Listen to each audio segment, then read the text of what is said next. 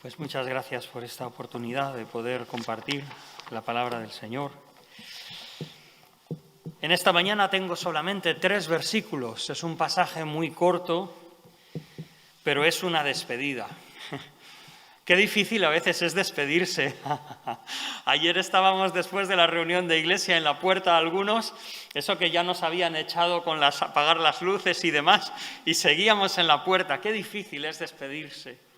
Qué difícil concretar en unas palabras una firma para de alguna manera sellar y cerrar el mensaje que alguien tiene para otros, en este caso Pedro, a estos creyentes.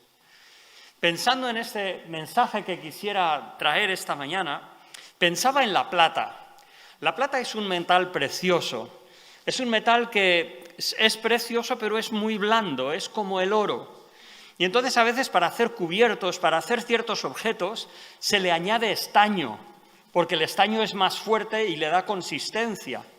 Entonces, ¿qué pasa? Ya tenemos los problemas, porque a ver qué cantidad de estaño se le mete a la plata y entonces tenemos que realmente desde el siglo XIII, XIV en adelante, tanto Bretaña como incluso el reino de Aragón sellaban la plata. Le ponían unas marcas y de hecho es que si tú tienes alguna pieza de oro, alguna pieza de plata, búscala y seguro que si es oro, tiene que tener una marquita donde pone si es 18 quilates, etcétera, etcétera. En cuanto a la plata es curioso porque a veces ponían el año, el reino y a veces era cuestión de la pureza. Se habla de plata de ley cuando tiene un 90 y tantos de pureza, pero no es plata pura. Aún así contiene estaño. Ahora bien, me gustaría leer un pasaje que tiene que ver con la gracia de Dios. Y como dice Pedro, la verdadera gracia de Dios. Me recuerda esas palabras de Juan cuando dice, estamos en el verdadero. Este es el verdadero Dios y la vida eterna. ¿Por qué habla así Pedro antes de ir a la palabra? ¿Por qué habla así? La verdad es que desde el tiempo del Señor Jesucristo y aún antes, hasta ahora y hasta que el Señor venga, no podemos evitar que hayan diferentes denominaciones, diferentes énfasis, diferentes iglesias, diferentes opiniones, diferentes herejías, diferentes errores, diferentes falsas enseñanzas. El Señor permitió desde el Antiguo Testamento a los moabitas estar alrededor del pueblo de Israel como una prueba para Israel. El Señor aún permitió que cuando Israel desobedeció en no echar a aquellos pueblos que estaban en la tierra prometida, el Señor lo permitió y dijo, bueno, pues ellos serán prueba para vosotros. Y por una parte nos encanta pensar que conocemos al Señor, nos encanta pensar de que, como dice el Señor, yo soy el buen pastor, llamo a mis ovejas por su nombre. Ellas me conocen, conocen mi voz y no seguirán la voz de los extraños. Eso lo dijo el Señor Jesús y es absolutamente cierto. Pero desde la perspectiva de nuestra experiencia humana, aunque nos cueste reconocer, a veces miramos al pasado, a aquellos que tenéis más o menos mi edad, y podemos recordar del grupo de jóvenes algunos que ya no están con el Señor.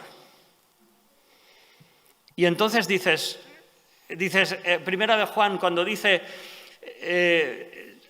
no eran de nosotros porque si hubieran sido de nosotros hubieran permanecido con nosotros, pero se fueron de nosotros para que se mostrase que no todos son de nosotros. Y dices, ¿cómo puedo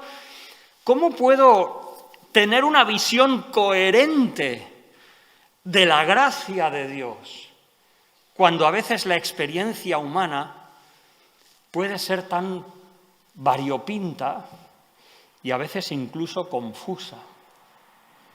Entiendo que eso no es un accidente, no es una mera casuística, algo que pasa, mira, pues porque tiene que pasar y ya está. No.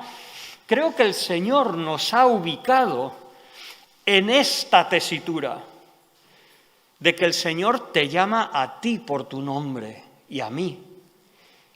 Y nuestro caminar con el Señor es individual. ¿Os acordáis aquellas palabras de Pedro cuando seguía al Señor y le dijo, maestro, ¿y este qué? Y dice, y si yo quiero que él quede hasta que yo venga, ¿qué a ti? Sígueme tú. Nuestro caminar es individual. Entonces, aunque sí es cierto, cuando alguien cree en el Señor Jesucristo, ha pasado de muerte a vida, ya no hay condenación para él. Pero desde nuestro punto de vista como seres humanos, también la Escritura nos dice que retengamos la forma de las sanas palabras. Dice Pablo a Timoteo, retén la forma de las sanas palabras que de mí oíste. O sea, las palabras de la palabra del Señor tienen una forma particular.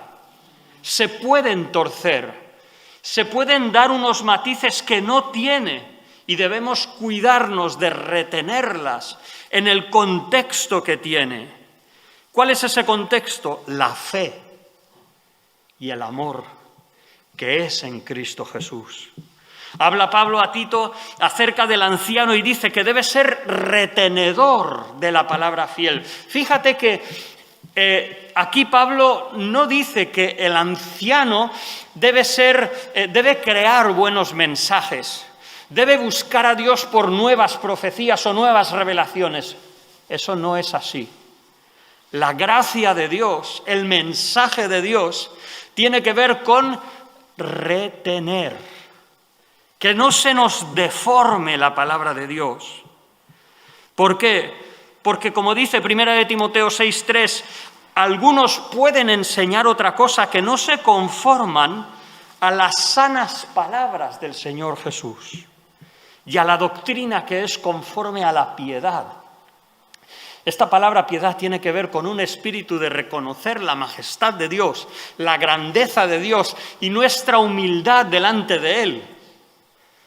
Un espíritu frívolo, cínico o irrespetuoso rompería, aunque la frase fuera correcta, pero rompería con lo que dice aquí, la doctrina que es conforme, de acuerdo a la piedad, a esa reverencia ante Dios. Dice incluso Pablo a 2 Timoteo 4:3 que vendrán tiempo cuando no sufrirán la sana doctrina, sino que buscarán cosas que les hagan gracia al oído, que aquello que como que les pica en los oídos. ¿De acuerdo a qué? De acuerdo a sus propias concupiscencias, sus propios deseos, lo que ellos buscan. Dice la Escritura que la falta de atención puede ser una causa por la cual no sea que perdamos nosotros, dice Hebreos 2:1-4, que nosotros perdamos de vista esa gran salvación por una falta de atención. Entonces, por eso este pasaje creo que es importante, es meramente una despedida de Pedro, pero es una forma de firmar. Es una forma de concluir lo que Pedro ha dicho. Pedro ha presentado cuál es la identidad del creyente. Pedro ha presentado cómo el creyente, cuando sufre oposición del mundo, cómo debe encajarlo. Pedro ha comunicado al creyente que su esperanza no está aquí en la tierra, sino está en los cielos. Pedro ha dicho a los creyentes, menospreciados y calumniados por el mundo, que aún así debían ser ejemplos a las personas. Debían comportarse de forma ejemplar delante de los demás. Que debían estar dispuestos a presentar de forma mansa su fe. Que debían vivir en santidad. Que la oposición y la injusticia del mundo nunca puede ser excusa o fundamento para que nosotros actuemos mal. Toda esa visión, todas esas exhortaciones se atan con un lazo de 3 versículos. Pedro dice, por medio de Silvano, este querido hermano, compañero de Pablo, luego hablaremos de él, a quien tengo por hermano fiel. Primera de Pedro 5:12, estoy leyendo.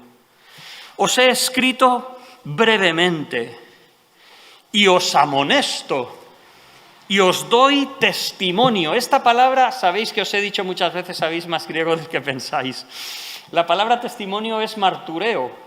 ¿Sabes? La palabra mártir viene de ahí.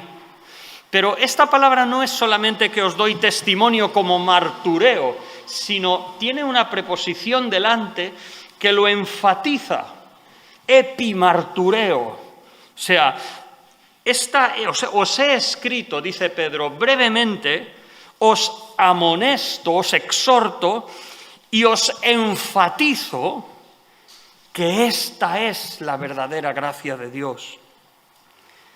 Aquí hay luego una variante, en algunos textos dice, en la cual estáis, tiempo presente, segunda persona plural, y en otras versiones está en imperativo, permaneced en ella. Es maravilloso, cojamos las dos, no tenemos por qué escoger, no hay problema, es lo que hacemos con las variantes. El Señor nos la ha dejado y nos enriquece su palabra. Y dice, la iglesia que está en Babilonia, elegida juntamente con vosotros, y Marcos, mi hijo, os saludan. Saludaos mutuamente con un beso de amor fraterno. Que la paz sea con todos vosotros, los que estáis en Jesucristo. Amén. De esta pequeña despedida de Pablo, lo que me ha llamado la atención y creo que gobierna el pasaje es esa expresión. Cuando dice, os doy testimonio que esta es la verdadera gracia de Dios. ¿Cuáles son esas marcas que como a la plata distinguen la verdadera gracia de Dios sin mezclarla demasiado con estaño, con otros materiales? Pues bueno, habrían varias cosas que podríamos decir, pero aquí entiendo que el apóstol Pedro destaca, o me gustaría señalar tres. La primera es el testimonio apostólico. La segunda es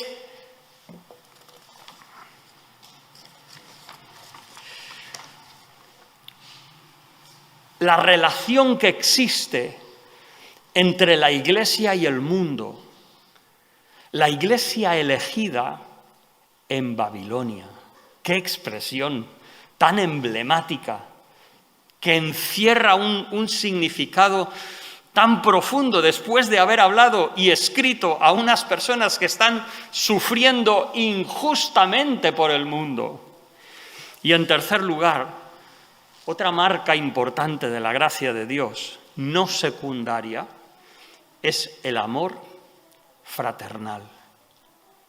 Dejadme ir uno a uno y espero que podamos disfrutar. Quizás no es nuevo lo que voy a presentar. Esta mañana el mensaje es sencillo, pero qué importante tener claro cuál es la verdadera gracia de Dios, porque no todo vale. Estamos en una diversidad, pero somos responsables, cada uno individualmente delante de Dios, de caminar según su palabra. No vivimos en temor, no vivimos en ¡ay! No, para nada, vivimos en paz. Pero vivimos, como dice también Pedro en la epístola, siendo sobrios y velando por nuestro propio corazón.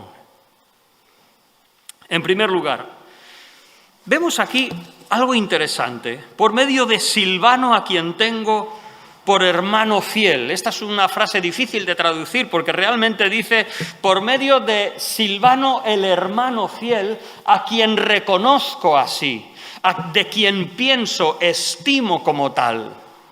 Silvano, ¿sabéis quién es Silvano? Ese hombre de Dios de la iglesia de Antioquía. Silvano es un nombre romano. Un hombre de la iglesia de Antioquía que fue, junto con Judas, llamado Barsabás, de la iglesia de Antioquía y junto con Pablo y Bernabé, cuando hubo el concilio de Jerusalén en Hechos capítulo 15, cuando en Hechos capítulo 15 había esa confusión de que algunos judíos creyentes decían que a ver si hay que circuncidarse para ser verdaderos creyentes. Y entonces allí este hermano fiel de la iglesia de Antioquía ya se veía que era un dirigente importante. Este hermano volvió de ese concilio y volvió exhortando y confirmando a los hermanos. En el segundo viaje misionero del apóstol Pablo, Hechos capítulo 16, se nos dice que Pablo y Bernabé tuvieron una diferencia muy importante acerca de si llevar a Juan Marcos, un joven que a medio camino se había vuelto y había dejado solos a Bernabé y Pablo.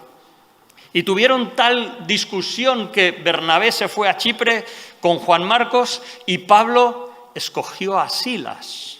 Silvano es la misma persona. Y se fue en su segundo viaje misionero. Silas es este hermano fiel que estuvo con Pablo cuando los arrestaron en Filipos, que a medianoche Pablo y Silas, presos en la cárcel, cantaban alabanzas al Señor. El testimonio al carcelero, cuando Dios provocó ese terremoto que abrió las puertas de la cárcel y el carcelero dijo: hermanos, varones, ¿qué debo hacer para ser salvo? El testimonio que recibió el carcelero venía de Pablo y de Silas. Silas, con Timoteo, acompañó a Pablo a Tesalónica, donde presentaron el Evangelio y se levantó una persecución de los judíos que tuvieron que huir a Berea y que finalmente los hermanos enviaron a Pablo a Grecia, a Atenas y luego Corinto, pero allí se quedaron Timoteo y Silas, después de Tesalónica en Berea, estando con los hermanos. Fíjate, tenemos dos hermanos fieles, ejemplares, pero tenemos una diferencia. Pedro es el que escribe y Silvano es el que lleva la carta. Quizás dices, ¿y qué tiene que ver esto? Pues eso nos habla de la autoridad apostólica. La autoridad que el Señor dio a 12 hombres que estuvieron con él desde su bautismo hasta la ascensión, que fueron testigos oficiales de su vida, su persona y de su mensaje. Efesios 2:20 dice que la Iglesia está edificada sobre el fundamento de apóstoles y profetas, siendo la principal piedra del ángulo Jesucristo mismo. Esto, cuando hablamos de la autoridad apostólica, de lo que hablamos es de la autoridad de las Escrituras. Y entiendo que la verdadera gracia de Dios emerge de las Escrituras. Alguien que está en la verdadera gracia de Dios ama la palabra. Dice Pedro que somos engendrados en esta primera epístola, no de simiente corruptible, sino de incorruptible. ¿Y cuál es esa simiente? Por la palabra de Dios, que vive y permanece para siempre. La fe cristiana es una fe que emerge de un texto bíblico. Cuando los discípulos se reúnen por primera vez en Hechos capítulo 1, su comprensión de lo que era un apóstol era clara. Se levanta Pedro y dice: hermanos, era necesario que Judas fuese a su propio lugar, como está profetizado desde los Salmos. Y dice: pero entonces es necesario que nombremos a uno más que supla su lugar. Y entonces escogieron a Matías. Pero fijaos que tenían muy claro que era un apóstol. Alguien que estuvo con el Señor Jesucristo desde el bautismo hasta la ascensión. El apóstol Pablo es una figura que aparece en el libro de los Hechos y en el resto de las epístolas. Primera de Corintios 15 nos dice Pablo que el Señor se le apareció a él. Segunda de Corintios capítulo 5 habla de que si conocimos a Cristo según la carne, ya no lo conocemos así. De alguna manera el Señor quiso escoger a Pablo como apóstol a los gentiles. Pero fijaos que en el desarrollo de la Iglesia nunca hubo una confusión. ¿De dónde venía la autoridad? ¿De qué creer? ¿Qué palabra era del Señor? La de los apóstoles. ¿Por qué se recogieron primero en el desarrollo del canon, o sea, en la formación de lo que es nuestro Nuevo Testamento? ¿Por qué se recogieron primero los evangelios, 4 por cierto, sin ninguna confusión? ¿Por qué se recogieron las 13 epístolas de Pablo? Porque todos tenían claro que Pablo era apóstol de Dios a los gentiles, autoridad del Señor, y lo que él había escrito era palabra de Dios. Los apóstoles tomaban esa autoridad cuando escribían, y los lectores entendían esa autoridad. Y aún así, los apóstoles y aún Pablo nunca nos hablan en nombre de sus revelaciones, sino que lo que hacen es citar el Antiguo Testamento, referir a la vida y el mensaje de Jesús y aplicarlo al creyente hoy en día. ¿Qué quiero decir entonces?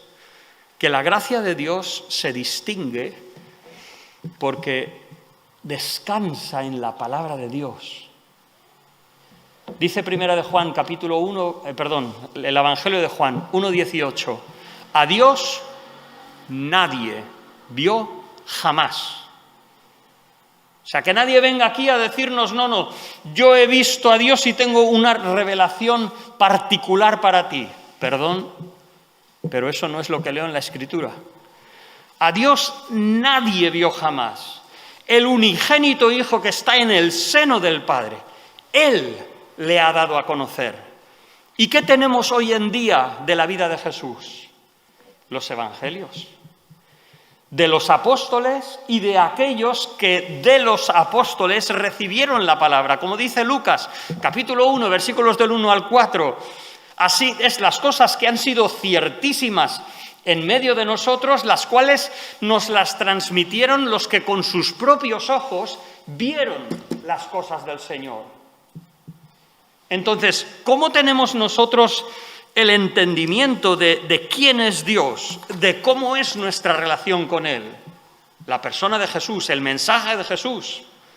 Pero en segundo lugar, aquellos que el Señor Jesús dijo y envió. Y la Iglesia en los siguientes siglos, eso es lo que entendió. Fijaos que, ¿sabéis por qué, por ejemplo, la epístola a los Hebreos es una epístola que aparece en los 3 primeros siglos del cristianismo, que algunas iglesias la reconocen como inspirada y otra no? ¿Sabéis por qué? Porque no dice claramente de quién es. Es verdad que en algunas Biblias, yo me acuerdo de comprar mi Biblia cuando era jovencito y ponía Epístola de San Pablo a los Hebreos, pero eso no lo pone en ningún sitio. Y como había duda y realmente se aceptó en el canon del Nuevo Testamento, porque la referencia en los últimos capítulos a Timoteo y algunas coincidencias verbales llevaron a pensar que sí que era de Pablo y por eso debía ser incluida en la palabra del Señor. Es importante entender que la palabra del Señor es esencial y es una marca inequívoca de la gracia de Dios verdadera. La palabra del Señor, dejadme ir rápidamente por 3 características de la palabra de Dios. 1, es necesaria. 2, es suficiente. Y tercero, es clara. Esto es importante como marca de la verdadera gracia de Dios. En primer lugar, es necesaria. Nos acordamos, Hechos 17, además de lo que ha mencionado Juan capítulo 1, Hechos 17, 11 nos habla de los de Berea, que eran más nobles que los judíos que estaban en Tesalónica. Y hablamos aún de no necesariamente creyentes. Y dice que recibieron la palabra con solicitud, pero ¿qué hacían? Escudriñaban cada día en las Escrituras para ver si estas cosas eran así. ¿Cuál es el criterio de si algo es verdad? Aún en el caso de la predicación de Pablo, aún en el caso de la predicación del apóstol Pablo, si lo que decía estaba en la palabra, y si no estaba, olvídate. Así que si yo vengo en esta mañana y os digo, no, es que anoche soñé un sueño, os lo voy a explicar. Muy bonito, genial. ¿Y por qué no nos hablas de la palabra? La palabra como marca de la gracia verdadera de Dios. La necesidad de la palabra de Dios nos enseña que tanto porque Dios lo ha escogido así, porque el hombre es incapaz de conocer concretamente a Dios sin la palabra, Dios ha querido establecer y guiarnos a nuestra relación con Él por medio de las Escrituras. Toda otra supuesta revelación o aportación es abstracta e insuficiente.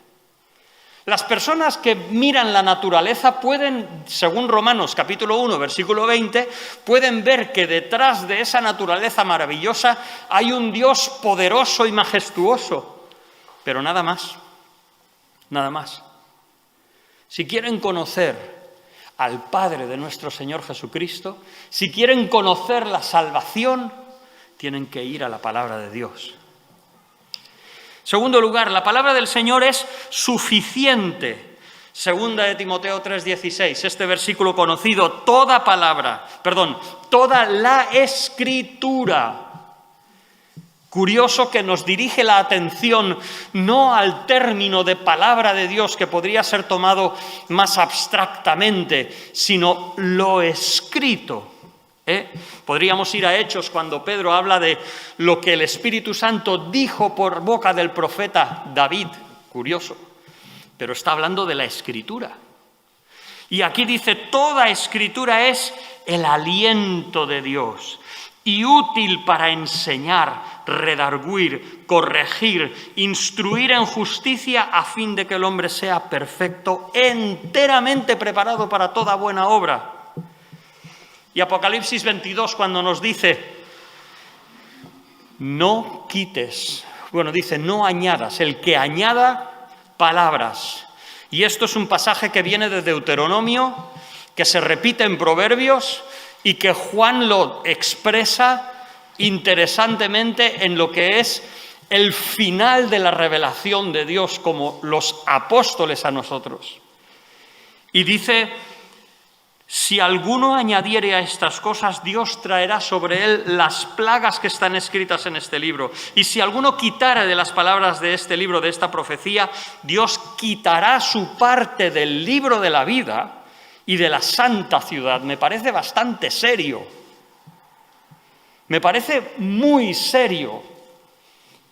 Qué importante que lo que yo pueda decir hoy sea lo que dice la Escritura y no lo que a mí me parece. Que no sea mi intuición, que no sea lo que yo he aprendido cuando me convertí, que no sea la tradición de la iglesia donde yo crecí, sino que sea la palabra del Señor. Las Escrituras, como inspiradas por Dios, son una suficiente fuente de enseñanza para conocer lo que Dios ha escogido revelarnos de Él mismo y de nuestra relación con Él. No podemos ni añadir ni quitar. Las Escrituras son el único criterio. Decimos que creemos en eso de sola Escritura. Por último, la Escritura es clara. Pablo le dice a Timoteo que desde la niñez has sabido las Sagradas Escrituras, las cuales te pueden hacer sabio para la salvación. No decimos que toda la Escritura, todo es fácil. No decimos que todo es evidente en sí mismo, pero decimos que los fundamentos de quién es Dios y los fundamentos de la salvación son claramente comprensibles. Quizás externamente no asimilarlo, para eso necesitamos el Espíritu Santo.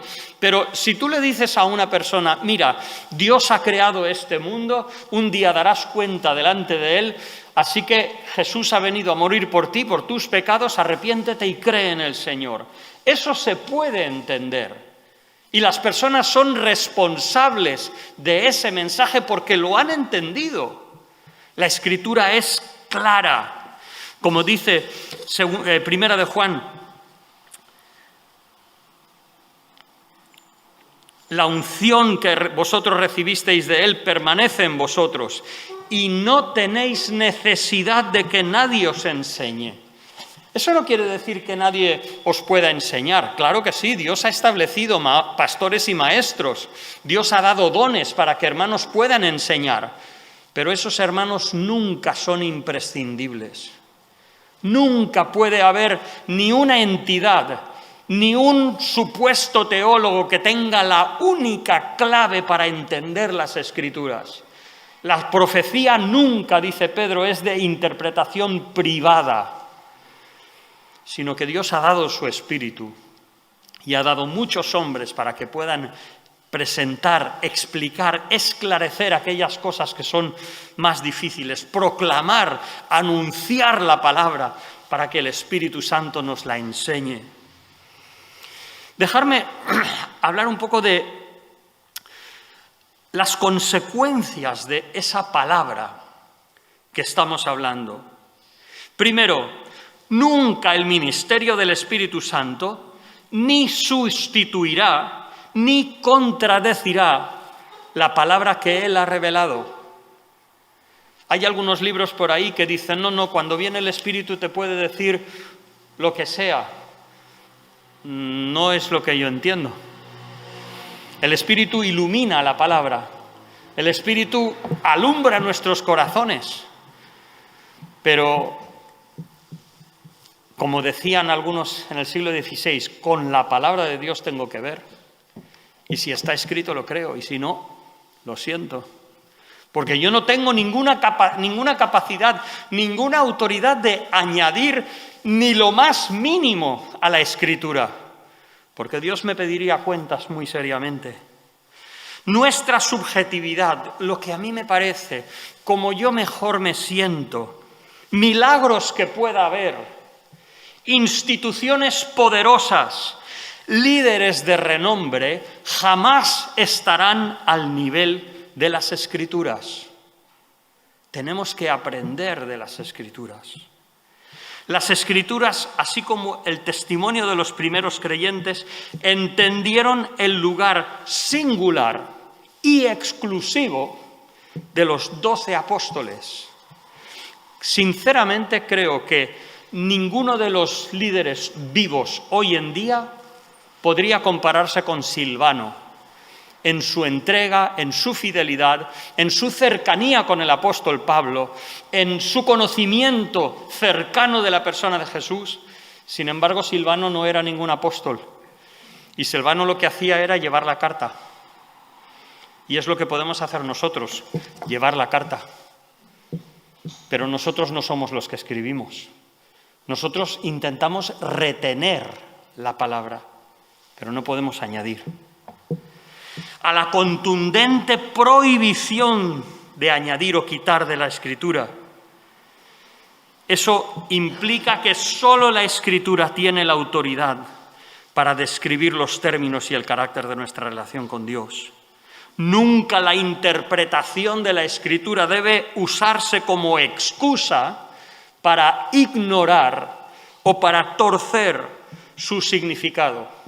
Es verdad que a veces hay cosas que uno lo puede tomar de una manera o de otra, pero cuidadito, que no sea eso una palabra fácil, Todos entendemos cuando hacemos nuestros votos de matrimonio lo que queremos decir, ¿o no? Ah, no, es que yo interpreto otra cosa, ¿sí? No. Está claro que todos tenemos nuestro trasfondo particular, ese entorno especial y único donde aceptamos al Señor. Es un trasfondo que a menudo idealizamos. Y cuando crecemos en el Señor, a veces vemos que nuestro pasado trasfondo también tenía sus elementos humanos. Lo que debemos hacer es crecer en nuestra firmeza en la palabra. Mira, yo entiendo que hay personas que les cuesta entender las Escrituras, desgranarlas. Lo entiendo perfectamente. Cada uno tenemos pues la capacidad que el Señor nos ha dado. Pero te animo, te exhorto con tu permiso a que uses un devocional, uses lo que sea, pero que ames la palabra, porque es agua de vida para nosotros. Es la revelación de Dios y es una marca de que estamos en la verdadera gracia de Dios. Segundo lugar, y ya aquí empiezo a correr, otra marca de la gracia de Dios, la verdadera gracia de Dios. Dice Pedro, la iglesia que está en Babilonia. Babilonia, esa ciudad emblemática que viene desde el Antiguo Testamento, que fue instrumento de Dios para castigar a su pueblo y llevarlo al exilio, pero que se convirtió en el emblema de la mundanalidad, del fervor y de la pompa del mundo, apartada de Dios. Y el Señor tiene a su iglesia en Babilonia.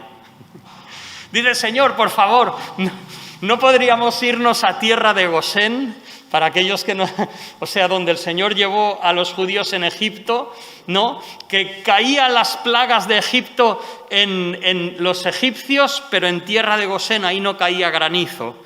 Señor, ¿no nos podrías hacer un pequeño rinconcito donde pudiéramos estar a gusto y no sufrir, ¿no?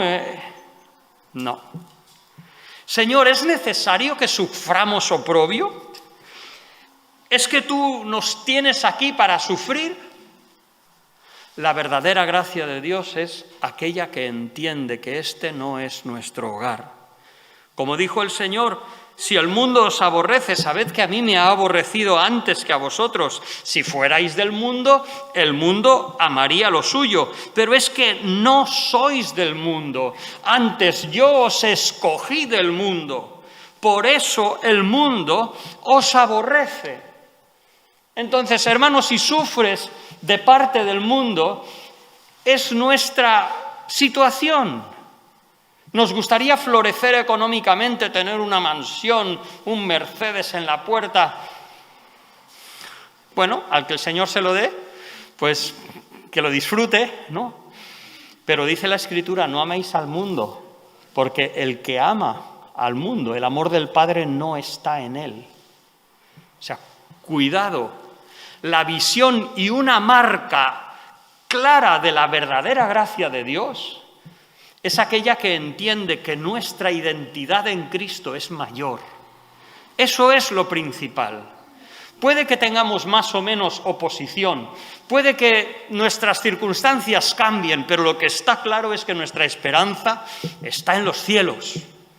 Somos una iglesia en Babilonia, la cual ha sido escogida por Dios para su gloria, y aquí estamos solo de paso, somos peregrinos, advenedizos, estamos de paso nada más, deseando estar con Cristo.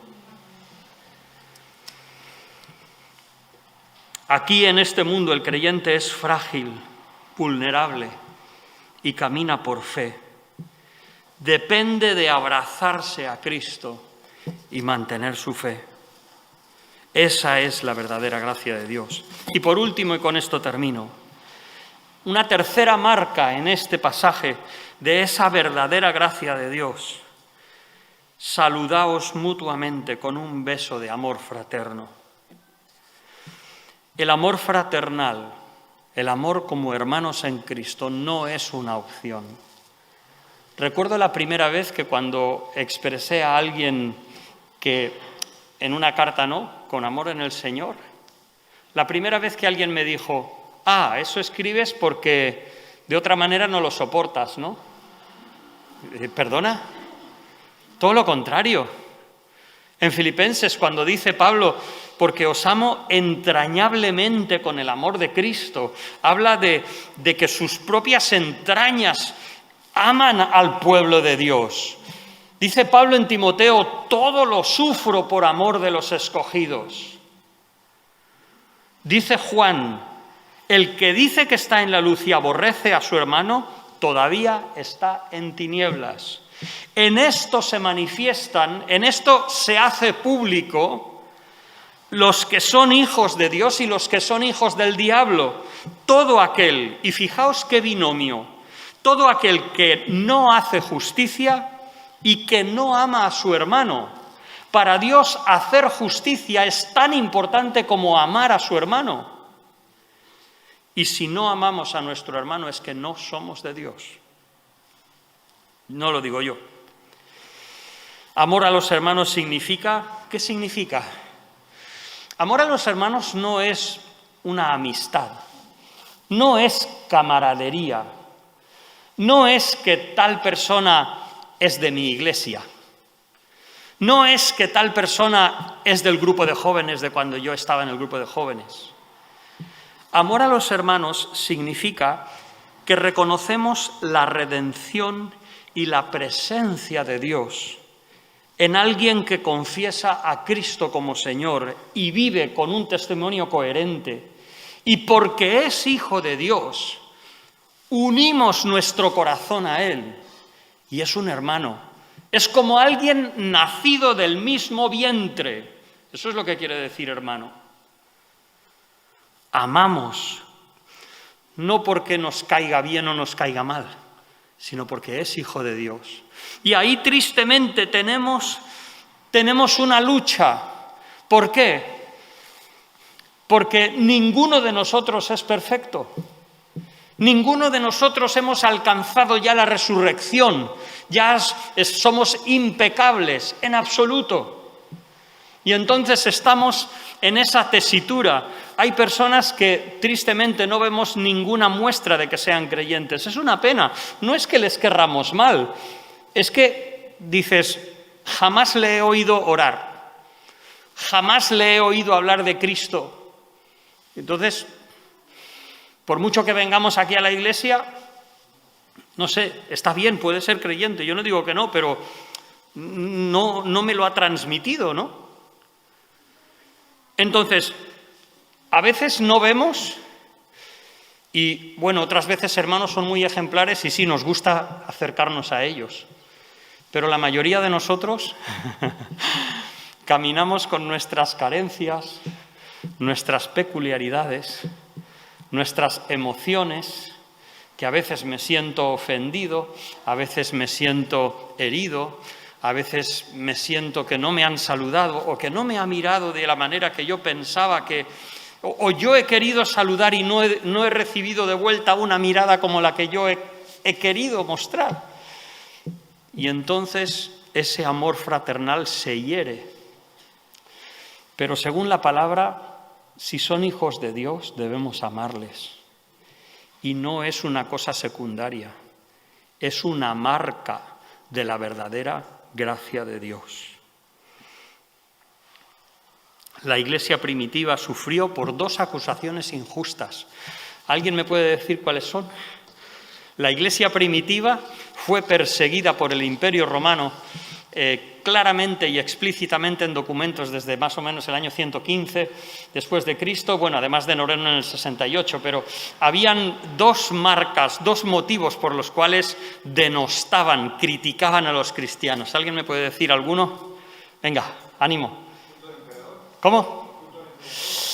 Bueno, eso era la evidencia, pero las críticas, cuando los denostaban, decían 2 cosas. Decían que eran caníbales y decían que eran inmorales.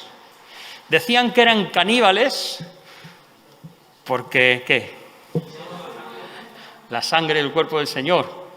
Y ellos no se paraban a ver qué querían decir, pero luego decían que eran inmorales, porque se reunían juntos y decían que se amaban unos a otros. Pero fijaos, la Iglesia consideró que amarse unos a otros era importante. Y así les conocieron. Cuando el Señor dijo, en esto conocerán que sois mis discípulos, en que os amáis unos a otros, la Iglesia se amaba. Qué importante. Así que no es secundario. Concluyo. No hemos de vivir en temor, en inseguridad, en una crisis continua. Ay, soy creyente, no soy creyente. No se trata de eso.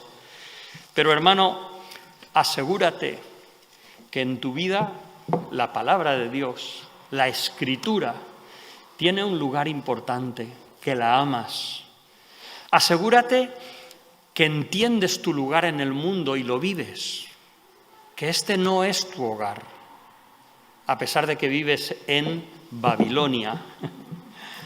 Y por último, asegúrate que amas a los hermanos, que no haces una separación injusta hacia algunos hermanos. No importa de qué raza, no importa qué color, no importa qué estatura, qué apariencia física, no importa qué cultura, qué trasfondo traigan, si es un hijo de Dios, es glorioso. Y basta hablar un poco con algún creyente, seguro que habéis tenido la experiencia. Yo, gracias a Dios, he tenido la experiencia de hablar con hindúes creyentes, con árabes creyentes, con personas de Uzbekistán creyentes, personas de África, y no importa, de verdad, nada.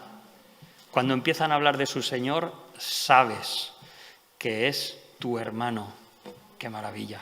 Que el Señor nos ayude.